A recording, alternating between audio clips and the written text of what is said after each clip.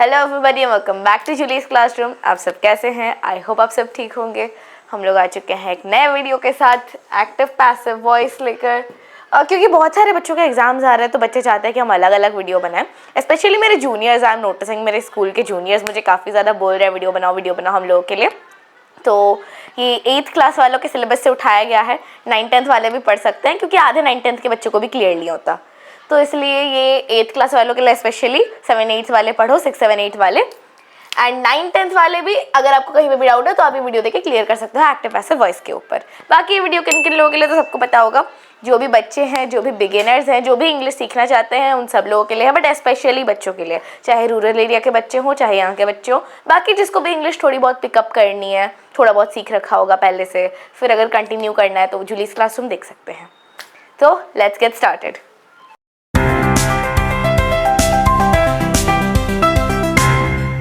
तो ऑब्वियसली आपको पता होगा कि हम लोगों का फॉर्मेट क्या है। पहले हम देखते हैं एक बुकिश डेफिनेशन, फिर मैं आपको उस डेफिनेशन को ब्रेक डाउन करके समझाती हूँ कि इसका मतलब क्या है। क्योंकि हमारा एक ही मोटो है, रट्टा नहीं मारना है। हम लोग जो पढ़ेंगे वो समझेंगे, समझने से सब ईजी होता है, ठीक है। तो अंडरस्टैंडिंग बहुत बड़ी बात है। एंड मेरी केमिस्ट्री टीचर ने एक चीज़ रिसेंटली कहा था, तो मेरे को वो चीज़ ऑब्वियसली पहले से पता थी, लेकिन वो चीज़ अच्छी लगी सुन के टीचर के मुंह से आते हुए, कि जब भी आप बड़े होते जाते हो ना, डजंट मीन कि एक बच्चा बचपन से अच्छा स्कोर कर रहा है तो वो हमेशा अच्छा ही स्कोर करेगा। तो जब भी आप बड़े होते जाते हो ना, तो आपको बेसिकली अपना अंडरस्टैंडिंग लेवल इंक्रीज़ करते रहना होता है, तभी आप अपने पढ़ाई के साथ पेस पे रह पाओगे, कीप अप कर पाओगे। अगर आपका अंडरस्टैंडिंग लेवल इंक्रीज़ नहीं होगा तो mugging up will always not help, because 9th-10th में इतना वास्ट सिलेबस है, क्या याद करोगे, क्या रट्टा मारोगे। इसलिए जो भी आपको समझ के पढ़ना होगा। ऐसा मेरी केमिस्ट्री टीचर ने कहा था, बहुत ही अच्छा कहा था। I personally liked it very much. मेरे क्लास के बच्चे देख रहे हैं तो वो लोग रिलेट कर पाएंगे इस चीज़ के साथ, इसलिए मैं आपको भी कह रही हूँ। ये चीज़ बहुत पहले से आज भी कहूँगी, याद रखो लेकिन समझ के याद रखो। तो पहले हम देखते हैं कि एक्टिव वॉइस का डेफिनेशन क्या होता है। एक्टिव पैसिव वॉइस आपने बहुत बार सुना होगा। पहले होता है वॉइस क्या होता है। वॉइस क्या होता है? वो जो सेंटेंसेस आप कहते हो, जिस फॉर्मेट में कहते हो, वो है आपका वॉइस। जितना सिंपली आपको मैं समझा सकती हूँ ब्रेक डाउन करके, वही। तो आप जो सेंटेंसेस उन फॉर्मेट में कहते हो, फॉर्मेट दो तरीके के होते हैं, एक एक्टिव वॉइस हो जाएगा, एक पैसिव वॉइस हो जाएगा। तो एक्टिव वॉइस में क्या है और पैसिव वॉइस में क्या है, दोनों के डिफरेंसेस समझो। डिफरेंसेस आपके डेफिनेशन में ही मिल जाएंगे, ठीक है। तो ये आपका डेफिनेशन शुरू करते हैं, एक्टिव वॉइस का definition. In sentences which are in the active voice, the verb is said to be in the active voice when the subject is the doer of the action, ठीक है।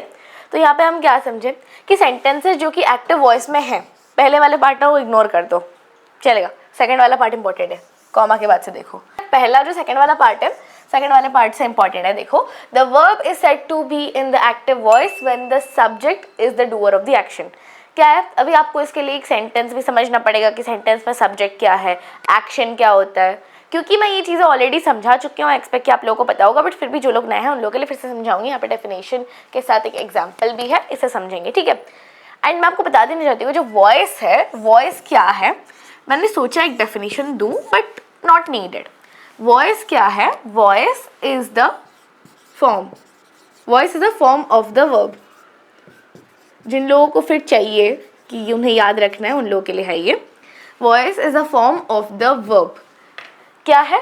उस form से आपको क्या पता चलता है कि वो वर्ब जो है, इस फॉर्म से आपको पता चलेगा वो वर्ब अभी आपका एक्टिव वॉइस में है कि पैसिव वॉइस में है, ठीक है। ये पता क्यों करना है आपको कि वर्ब, फॉर्म से ये पता क्यों करना है कि ये एक्टिव है कि पैसिव है। वर्ब के बारे में इतना जान के हम क्या करेंगे इन द सेंस कि इन दोनों के अलग अलग फंडे होते हैं। एक्टिव वॉइस क्या होता है ना, सब्जेक्ट इज द, इन लोगों के एग्जाम्पल में भी है और इन लोगों के डेफिनेशन में भी है, subject is the doer of the action, okay. Subject is the doer of the action. And passive voice में क्या होगा, सब्जेक्ट रिसीव्स द एक्शन। तो यहाँ पे डिफरेंस क्या है, एक्शन का डिफरेंस है। एक्शन को कौन कर रहा है, एक्शन और सब्जेक्ट का डिफरेंस है, ठीक है। तो वॉइस क्या है, it's a form of the verb. ये फॉर्म दो टाइप के हो सकते हैं, एक्टिव वॉइस, पैसिव वॉइस। उनमें क्या डिफरेंस है, सब्जेक्ट एंड उसके साथ वो जो एक्शन है उन लोगों का डिफरेंस है। अब डिफरेंस क्या है? उन लोगों के रिलेशन का डिफरेंस है। नाउ एक्टिव वॉइस में क्या होता है? सब्जेक्ट जो होता है वो एक्चुअली एक्शन को परफॉर्म कर रहा होता है, वो एक्शन कैरी आउट कर रहा होता है। एंड जो पैसिव वॉइस होता है, जो पैसिव फॉर्मेट में जा रहा होता है, मैंने कहा ना फॉर्मेट है, सेंटेंस का फॉर्मेट है, वहाँ पे वर्ब का फॉर्म है, सेंटेंस का फॉर्मेट है, कि यहाँ पे पैसिव वॉइस में जो सब्जेक्ट है वो एक्शन को रिसीव कर रहा होता है। मैं आपको एग्जांपल के साथ समझाऊंगी, इधर है, आप इतना समझो अभी के लिए। जिन लोगों को लिखना है वो लोग ही लिख सकते हैं, उन लोगों के लिए मैंने डाल दिया है, although it's not very important. तो ये अभी हम समझते हैं कि the verb is said to be in the active voice when the subject is the doer of the action. तो क्या है डूअर ऑफ द एक्शन? पहले ये देख लो, एक एग्जांपल है इधर, ये देख लो, the cat chase the mouse. अब हम इतना तो इंग्लिश पढ़ चुके हैं, हमें पता होगा सेंटेंस में दो पार्ट्स होते हैं, एक सब्जेक्ट होता है, बाकी का उसके बारे में जो बात हो रही होती है वो हो जाएगा आपका predicate. So this is the subject, this is the predicate.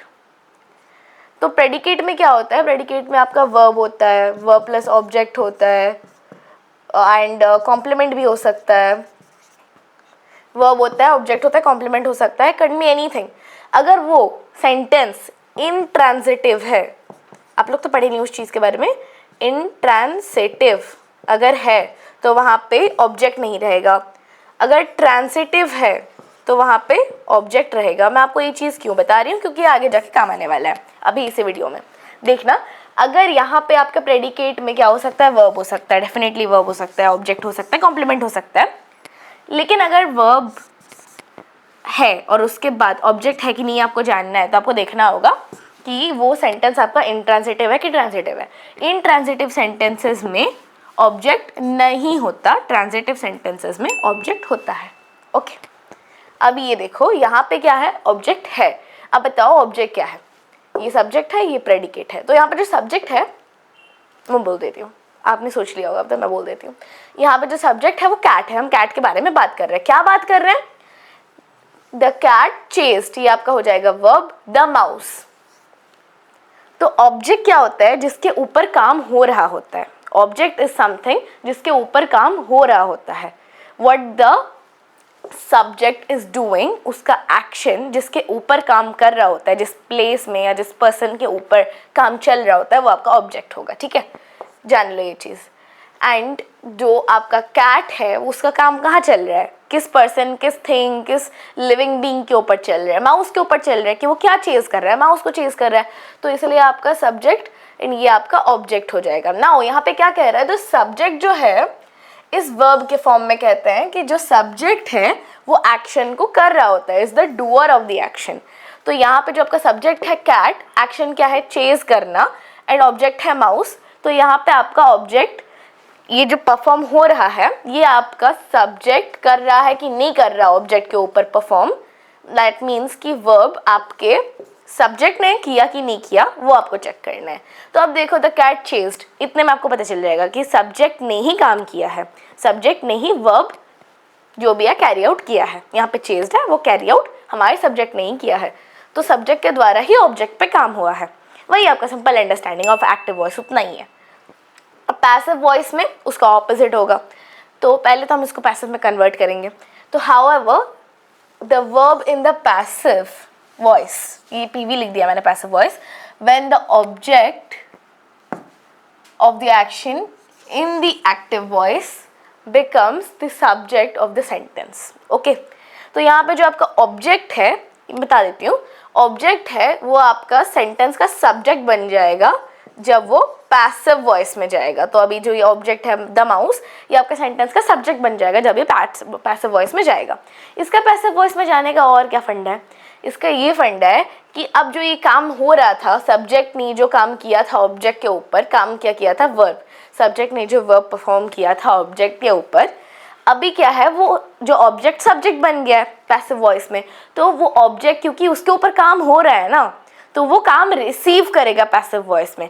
जैसे कि एक्टिव वॉइस में सब्जेक्ट वाज द डूअर, तो अभी पैसिव वॉइस में subject will receive the action, not the doer any more. Active voice में जो डूअर था subject, अब पैसिव वॉइस में वो सब्जेक्ट रिसीव कर रहा है एक्शन को। एग्जैक्टली सेम चीज़ मैंने यहाँ लिखा है कि वो वर्ब का एक फॉर्म है, जहाँ पे एक्टिव वॉइस में तो ये रिसीव करना, हाँ, एक्टिव वॉइस में ये डूअर होता है एक्शन का, सब्जेक्ट होता है डूअर, एंड यहाँ पे सब्जेक्ट क्या है ना, सब्जेक्ट आपका, ऑब्जेक्ट आपका सब्जेक्ट बन जाता है।